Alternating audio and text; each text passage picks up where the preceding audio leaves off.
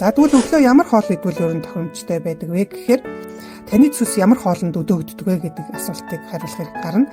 Тэгэхээр бидний цусны үүрэг нь өөрөө өөх тосыг задлах үүрэгтэй лэмчин, өөх тостой хоол идчихэж таны цусаа ялгарна.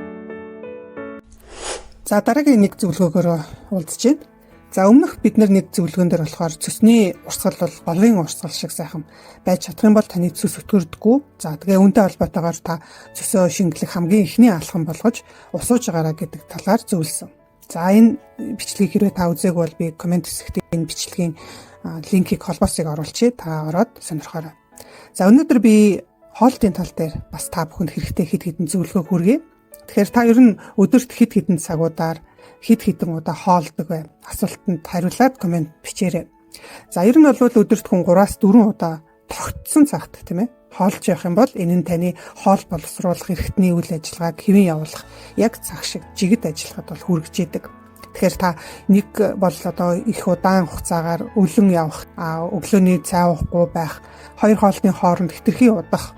За тэгээ оройдоо их хүнд хоол идэх гэх мэтчлэн энэ бидний амьдралын хэв маягийн буруу байдал нь өөрөө цусны үйл ажиллагаанд бол шууд нөлөөлдөг.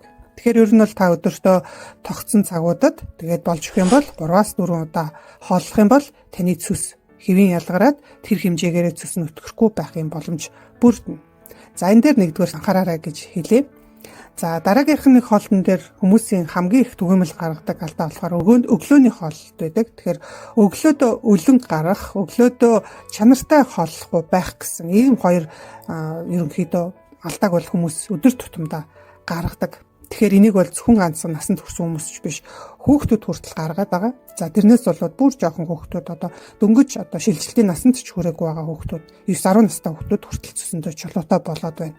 Тэгэхээр бид нар одоо хүмүүстээр асуумж асуудаг л да, ярьж байгаа хүмүүсээс ялангуяа цусны асуудалтай хүмүүстээр өглөөний цай уудгүй, өглөөний хоол иддэг байсан уу гэдээ асуухад бол чулуу аль хэдийн үүсчихсэн эсвэл цусны хүүдийг ахуулчихсан хүмүүсийн хувьд бол би өглөө ер нь өлөн гараад явцдаг байсан гэж хэлдэг.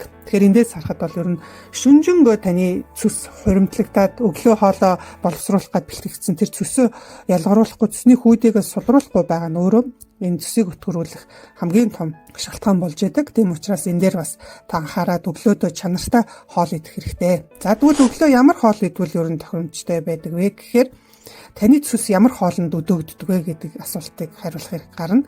Тэгэхээр бидний цусны үүрэг нь өөрөө өөх тосыг задлах үүрэгтэй лэмчин, өөх тостой хоол идчихэж таны цусаа ялгарна. Цусны хүүдий бол таны биеийн чимээгүйхэн ажилладаг хөдөлгөөрүүдийн нэг юм. Тэр өдөр бүр тасралтгүй ажиллаж, хоолоо шингээж, хорт бодисыг биеэс зайлуулж байдаг. Харин цус өтгөрч урсгалан саатвал бүхэл биеийн ажиллагаа доголдож эхэлдэг.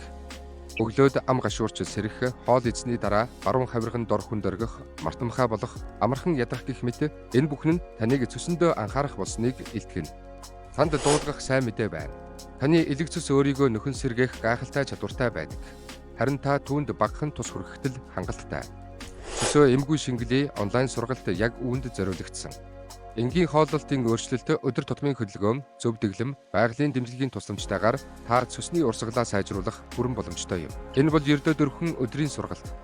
Үр дүнд нь та дахиад эм уух шаардлагагүй болж амьдралын чанараа бүхэлд нь өөрчилж эхэлнэ.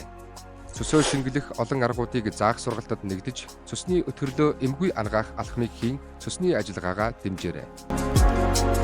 За тэгэхээр бидний одоо хамгийн их түгээмэл монголчуудын хувьд хэрэгжилж болох өөх тостой хоол нь болохоор бид нар одоо ургамлын гаралтай, амьтны гаралтай өөх тос гэдээ даваад үзэхээр за мэдээж сүүлийн үед бол хүмүүс оливын тос хэрэглэн, шар тос хэрэглэн гэд мэддэг болсон тийм ээ. Хэрэгэлдэг болсон. Энэ нь маш сайн. Ягаад тэгэхээр энэ хоёр нь бол нэг нь ургамлын, нэг нь амьтны гаралтай сайн тосны төлөөлөл болж байгаа. Тэгэхээр энэ тосоо хэрэгэл.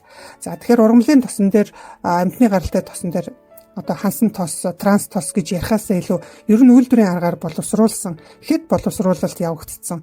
Одоо байгалийн ямар ч шин чанар хадгалахгүй байгаа, үнэр байхгүй, өнгө байхгүй ийм тосыг хэрэглэх нь өөрөө нэг тийм сайн биш. Тийм учраас аль болохоор байгалаараа өөрийн гэсэн амтаа хадгалж чадсан олон дахин боловсруулалт хийгдээгүй тийм тос хэрэглүүл зүгээр байдаг. Бид нэр өөх тос агуулсан олон хүнсний бүтээгдэхүүнийг хэрэглэж болно. Энэ дээр нь болохоор бидний өдөр тутамдаа хэрэглэж болоход бол өндөг байгаа. За дээр нь авокадо байж болно.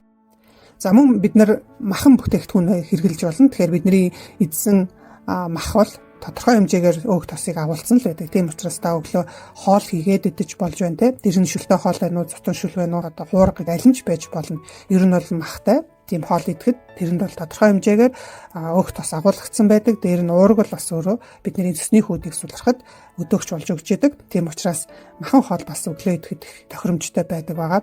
За тийм учраас ерөнхийдөө та өглөөдөө тогтсон цагт хооллоорой. За өглөө идэж байгаа хоол нь тодорхой хэмжээгээр заавал өөх тос орсон байвал зөв байгаа шүү гэж хэлээ. За мөн бидний хоол нь тодорхой хэмжээгээр заавал ногоо орсон байх хэрэгтэй. Тэгэхээр ногоо бол бидний зүсийг маш сайн өдөөж өгдөг. За бидний мэддэг хөрсөн дор ургадаг цардуул ихтэй төмөс одоо манжин гэдэг эдгээр ногооноос илүүгээр бид нэр аль болохоор хөрсөн дээр ургадаг навчит ногоонуудыг түлхүү хэрэглүүл их зохимжтой байдаг. За худалдаанд бол одоо маш олноороо байгаа шүү дээ, тийм ээ.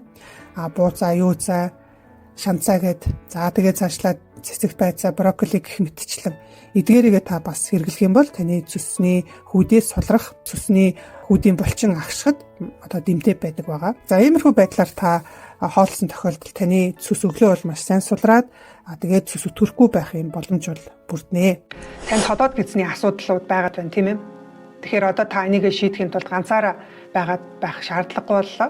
Бидэн дээр ирээд зөвлөгөө авч болно. Тэгэхээр бид нэр таны асуумж холбогдох шинжилгээнүүд дээр тулгуурлаад тань сайхан хоолны зөвлөмжийг өгж болж байна. Ходоод гэзний тэр үйл ажиллагааг хэвийн болгодог олон сайхан эрлэг дасгал бусад олон хүнд үр дүн өгсөн ийм аргуудыг бол танд зааж өгч болж байна. За шаардлагатай гэж бодох юм бол бид нар танд байгалийн нөхөн сэргээхийн эмчилгээ хүртэл зөвлөж өгч болж байна.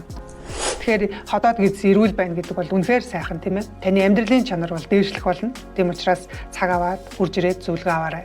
За ингээд дараагийнхаа бичлэгээр утгагүй уулзцгаая. Цэсний өтгөрлөө байгалийн аргаар энгүүгээр шингэл сурцгаая.